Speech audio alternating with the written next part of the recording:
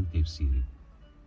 Dünyada maddi haz ve mutluluktan başka gayeleri olmayan insanlar, başkalarını da bilgisizce Allah'ın yolundan saptırmak, alıkoymak, boş şeylerle uğraşmak maksadıyla akıl ve bilgi temeline dayanmayan anlamsız, içi boş sözlere veya bir yoruma göre çalgılı eğlencelere kendilerini kaptırır, hayatın gayesini bunlardan ibaret görür, bunlara para harcar, bunları konuşup bunları dinlerler.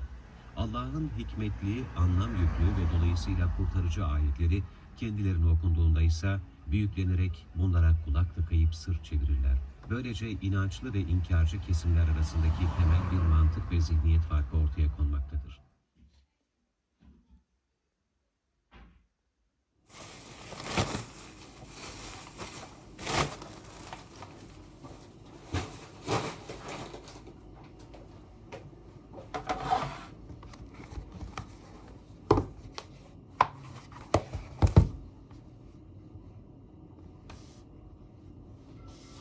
Gerçekleşiyordu. Ama şu an günümüzde Müslüman pratiklerini yerine getirme noktasında insanları motive etmek istiyorsanız ya da bir şekilde kalplere İslam'ı ısındırmak istiyorsanız kapı kapı gezdiğinizde ulaşacağınız insan sayısı sosyal medyada ulaşacağınız insan sayısından bir hayli az. Söylerken biraz komik geliyor. Çok az. Ya aslında şunu demeye getiriyorum. Biz zaten bir şeyler izliyoruz.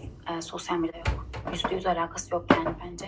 Çünkü henüz dini vecibeleri yerine getirmeyen bir insan da böyle insanları izleyerek motive olabilir. Sadece yaşadığı mevcut mütedeyyin hayatı korumaya çalışan genç kızlardan bahsetmiyorum yani burada. Böyle bir ihtiyaç var. Hani sosyal insanın da zorlandığını işitmemiz gerekiyor. Birilerini izliyoruz mesela, çok motive oluyoruz. Ben de bir sayfa Kur'an okuyayım diyorsun mesela. Bence bunlar büyük şeyler. Ben böyle şeyleri asla küçümsemem. Deniz bir kişi konuşabilecek yetkinlikte olduğunu düşünüyorsan mesela korkmadan cesurca kamera karşısına geçip konuşabilmek de ibadetleri yerine getirmek çok zor. Bazı şeylerden kendini alıkoymak zor. Haramların helal gibi görüldüğü bu dönemde şey var ya, zaten bir hadis-i şerif. Bir insanı mesela namaza başlatıyorsanız o insanın kıldığı her namaza ben de birazcık sebep olacağım. Hani böyle bir şey neden istemeyeyim ki? Hepimiz sevaba muhtacız yani. Amel defterimizin sevaplarla dolmasına hepimiz muhtacız. Neden onlar kendileri en doğru boykotu yaptıklarını düşündüklerinden kaynaklı mı bilmiyorum ama başka insanlara boykot yapmaya çalışan insan... Adam şöyle cevap verir. Evet, ben size iyiliği emrederdim. Fakat kendim yapmazdım. Sizi kötülüklerden ardı. Hz. Şuayb bu hususta da onları ikaz etti. Tehdit ederek, inananları Allah yolundan alıkoyarak ve o yolu eğip bükmek isteyerek öyle her yolun başında oturmayın. Düşünün ki El-Araf 86. Şuayb aleyhisselam bütün sıkıntılara rağmen kavmini hidayete davet etmekteydi. İbrahim aleyhisselama indirilen Hanif din, çünkü şeytan dergah-ı ilahiden kovulunca Cenab-ı Hakk'a andolsun ki ben onları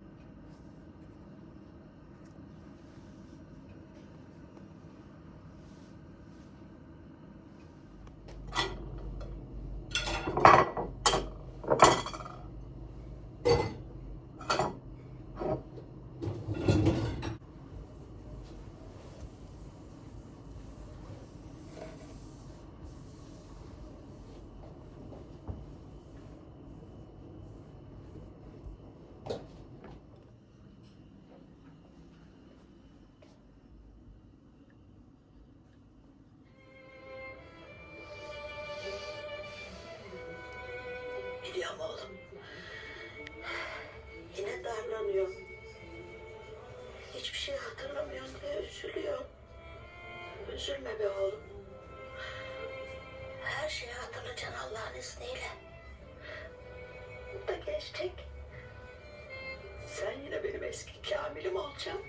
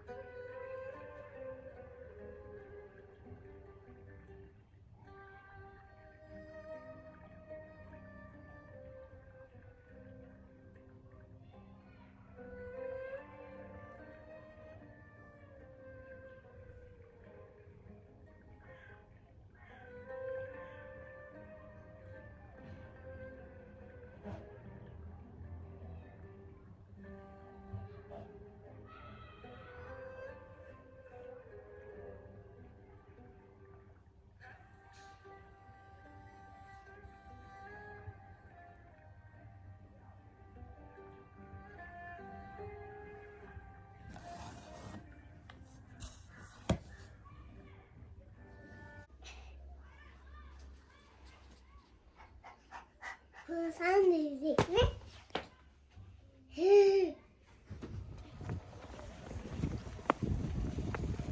Şefabim buradayız. Çünkü yiyorlar. Ayakları.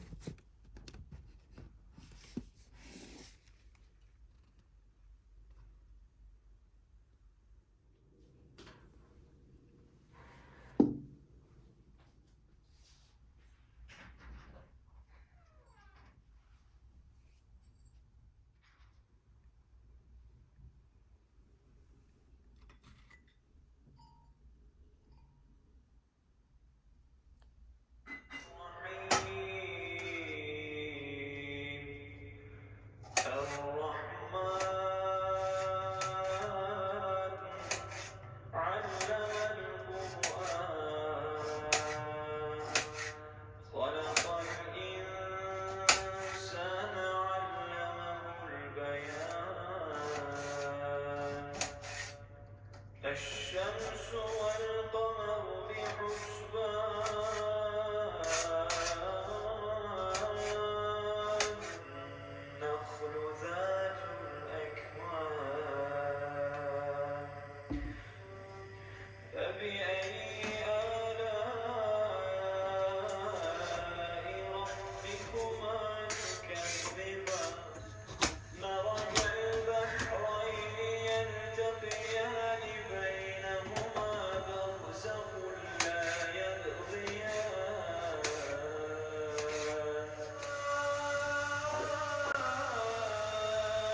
ربكما تكذبان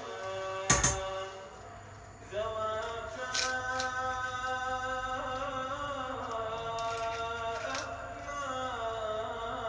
أفنان فيهما عينان تجريان فيهما من كل فاكهة زوجان فبأي آلاء ربك ضالا فهدى ووجدك عائلا فأغنى